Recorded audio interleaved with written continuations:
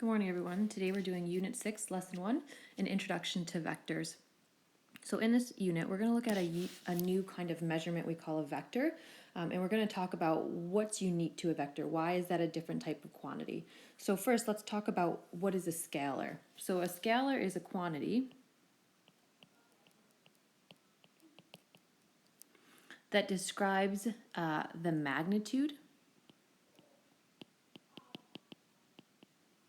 of something. So when we think magnitude, just so we have some idea of what we mean by magnitude, we're thinking the size of something, the length, distance, amount, right? There's some numerical value associated with it based on whatever that unit of measure is. So some examples of some things that we measure with just a magnitude would be time, temperature,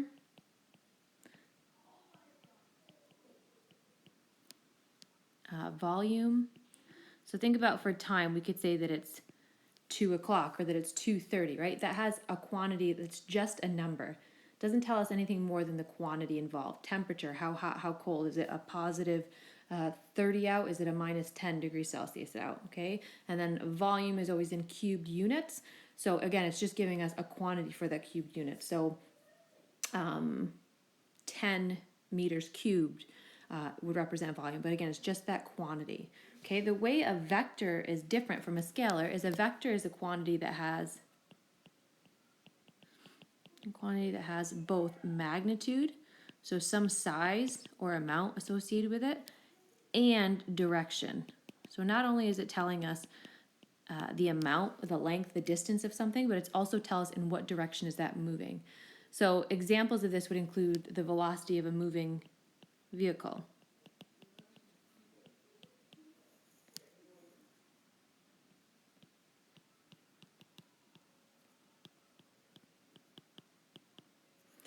Right, so the velocity of a moving vehicle in a certain direction.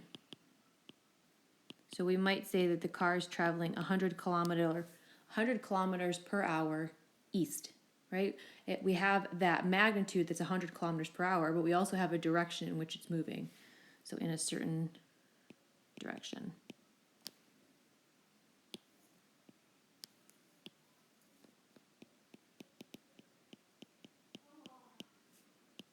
We'll say, for example, east. So when we're talking about direction, we're looking at those directions that we see on a compass, north, east, south, and west. So just let's remember, hopefully we remember where all of those are on a compass. I'm sure you've all learned some acronym for those. Never eat shredded wheat was the one I learned. So you start at the top with N, never, then eat shredded wheat as you work your way around the compass. My kids have told me another one that's never enter stinky washrooms, I think is another one. My elementary students have told me. So some things to know about a vector. A vector can be represented with a directed line segment. And we're going to take a look at what these look at in a minute. The directed line segment. Where an arrowhead indicates the direction and the length of a line segment indicates the magnitude. So the arrowhead on the vector is going to tell us what direction it's pointed or it's heading, and the length of the line segment is going to indicate the magnitude of that vector. All right, so the tail of the vector, we're going to look at this right here. We're going to look at this first idea here, which is a vector. Okay, we notice it looks like a straight line segment. And the tail of the vector, that's that first blank here, is defined as the origin. So where do we start drawing the vector from, or the starting point? And then the head of the vector is defined as the tip. So the head of our vector is wherever that arrowhead is on the tip of the vector. Okay, and if we're trying to measure the magnitude, the size of that vector, sometimes we might have vectors that have a negative value, but if we just want to know the magnitude of it, it's always going to be the absolute value of whatever that vector is. Okay, and I just want to point out something, that sometimes, depending on what format it's typed in or what book and stuff, the arrow we use over our vectors, it should be an arrowhead that just kind of has half of a head like this when we represent it as terms of a mathematical statement. So it should be AB with just kind of a half of a arrowhead at the end of it. But lots of the text will show it with the full. Either is okay. I just wanted you to be aware that you might see it both ways. Okay, so let's look at some different types of vectors. So first of all, you could have equivalent vectors. So equivalent vectors or equal vectors have, as you can imagine, the same magnitude and direction, but they may have different positions.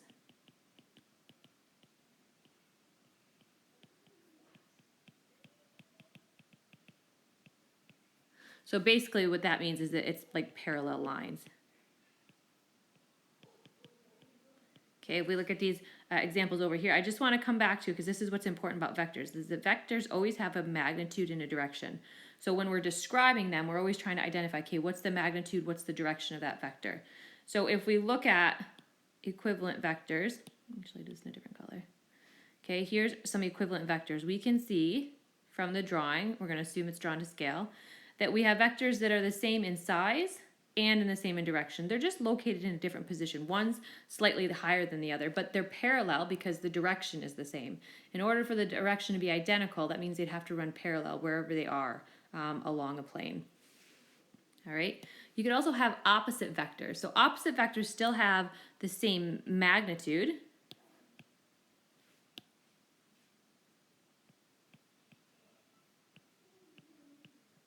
Okay, they have the same magnitude, but are opposite in direction. So that's kind of easy to understand, right? So they're going to have the same magnitude. So if we look at these vectors over here, right? They look like, again, they're the same size in terms of the length of them, but one is pointed kind of in a southwest direction, right? So remember, if we have a compass, we have never eat shredded wheat.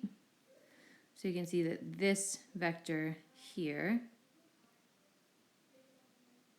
is pointed more southeast, and this vector here is pointed more northwest.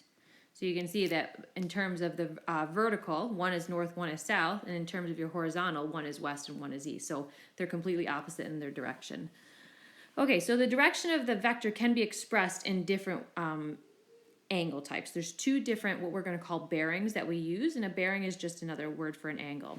So a direction of a vector can be expressed as a true bearing,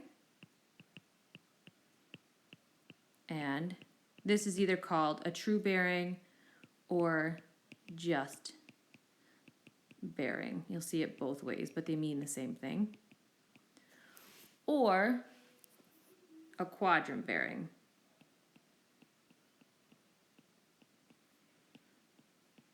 And when you are to identify the quadrant bearing is when they either ask for a quadrant bearing or they might say the direction of something.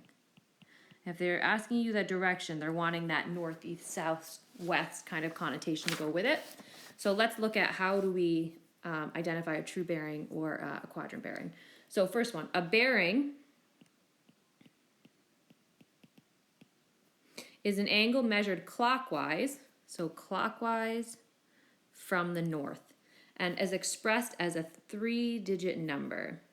So let's just highlight that. So that's what's important about a true bearing or a bearing. It's a angle measured clockwise from the north and expressed as a 3-digit number. So if I was to give you an example, let's say 150 degrees. So we have this Cartesian plane, which hopefully we're comfortable with from previous units. Okay, we're going to measure that starting from the north, right? So the north part of my compass, we're going to measure 150 degrees. Well, we know if we go directly to east, that's 90 degrees, and then we'll go a little bit more, that'll be 150. We don't go all the way to the south because then that'd be 180 degrees. So that is a true bearing of 150 degrees. Now the other type is a quadrant bearing.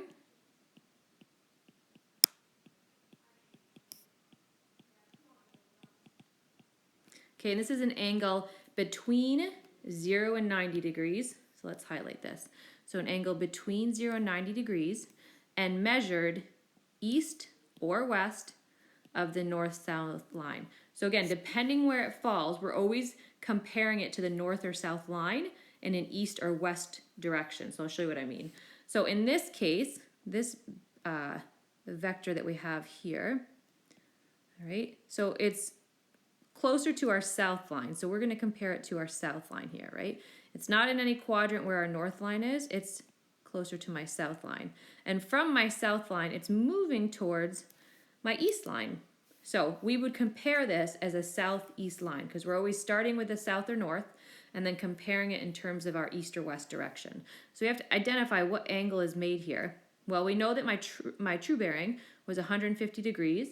And if we go a little bit further, we'll get to that y-axis. That means this has to be 30 degrees, right? That's how much we have left in terms of an angle until we get to that south, south part of our compass. Okay, so we'd represent that. We would say it's south, 30 degrees east, right? So we're always starting with that north or south line and then deciding if the vector is moving in an east or a west direction from that. Okay, so let's look at some examples for you to try. Okay, so we're going to complete the following table. I'm going to try one and then I'm going to get you guys to try one, okay? So the first one says, complete the following table with reference to point P. So a bearing, remember, is a true bearing, and a direction is just our quad bearing. So get used to seeing different words, but what they really mean, right? So my true bearing, what's important here is that that true bearing is always from that northern point of our compass, and it always has to be a 3-digit number. Well, here, my angle is 48 degrees. Well, that's not 3 digits. So the way we take care of that, we just put a 0 there kind of as a placeholder. So we'd say our true bearing is 48 degrees. Make sure you put a 0 there to represent the 3 digits. Our quadrant bearing, right? If we looked at this in terms of a quadrant bearing, it's what's going on with this vector in terms of our north-south line. Well, it's closer to my north line, and then it's moving in an east direction from my north line, right? So from the north, it's moving 48 degrees to the east. All right, pause the video and try the one right below that. So this one here. Again, remember for our bearing, we're going to start from the north line. Try that one, and then we will get together and try the one over on the right-hand side. Okay, so there's the solution for the second one. The one thing I want to point out about our quadrant bearing is notice the quadrant bearing is always made with the vertical, right? So we're not talking about what's the distance from my vector to the east, right? It's never made with the horizontal. It's always made with the south or north line. So we're trying to figure out what's the angle between the vector and that north or south line. All right, let's look at this next example. It's a little bit different, so I just wanted to maybe touch on that together. So our bearing, remember, starts from the north, and then it's how far are we moving in a clockwise direction. So from here to the east line is 90, to the south line is 180, and then it looks like we're going another 60. So I have to think of that as 180 plus another 60. That's going to be 240 degrees. All right, our direction again is that quad bearing. So we're closer to that south line, and then we're going to move 60 degrees in a westward direction from there. Okay, let's try to do a sketch together of the next example to identify our direction. So we have a true bearing of 235 degrees. We know we always have to start from that north line, and we're going to move in a clockwise rotation. I'm going to start in the north. We're going to go 90 degrees to the east. Another 90 brings us to 180 to the south, and then 235 will be somewhere in here. We don't want to go all the way up to the west because that will put us at 270. right? So that would be too far. So we'll call this P, and we'll say that that's 235. Okay, if we need to identify our quadrant bearing, again, it's always going to be like, what is that vector? What angle is that vector making with our north or south line? So if this is a little space here, well, the whole thing around is 235, and we know that to here is 180. So to determine this angle here, we're going to have to do 235 minus that 180. So that is going to equal 55 degrees. And then when we represent that as a direction, we always start with that north or south line. Which one is it closest to? So it's south 55 degrees in a westward direction. Okay, so the next one we're going to describe each of these vectors, and then I'm going to get you guys to play around with labeling them and looking at opposite bearings as well. Okay, so describe each vector in words. So here we have a vector, and we have to start becoming familiar with some of these units that you may have seen in some science classes, but haven't seen in math. So N is a measurement for force, okay, and it's what we call newtons. So when you see a capital N, it means newtons. All right, so if we were going to describe this vector, we could say it's an 8.7 Newton force. And they gave us here, they didn't give us our true bearing, but they gave us our quadrant bearing, right? Because it's an angle made with our north or south line. We have a quadrant bearing here. So we have an 8.7 Newton force on a quadrant bearing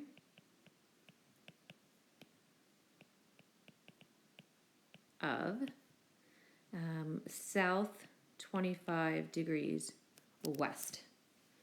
All right, let's look at that next one. In this case, they gave us our true bearing. So this D we're going to call this our displacement, and we're going to talk more about displacement in future lessons, but this is a displacement of 32 meters. So we could say the vector is a displacement of 32 meters on a bearing, you could say true bearing as well, of 110 degrees. All right.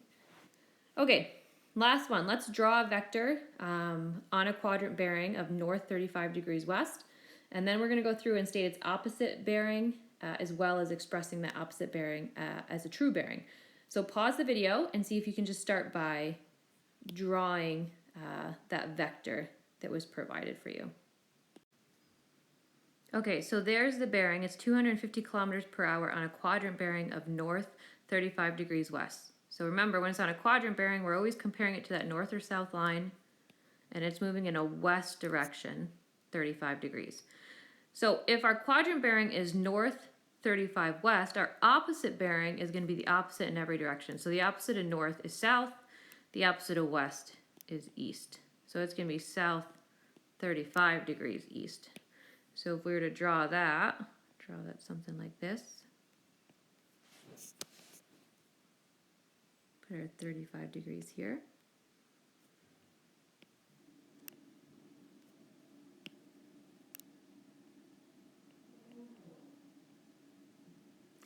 Okay, now that we have drawn our opposite bearing, I'd like you to identify the true bearing that goes along with that 35 degrees quadrant bearing, southeast. Okay, pause the video and see if you can determine what's our true bearing. Okay, so there's our true bearing. Our true bearing is going to be the distance, again, from the north all the way to that vector.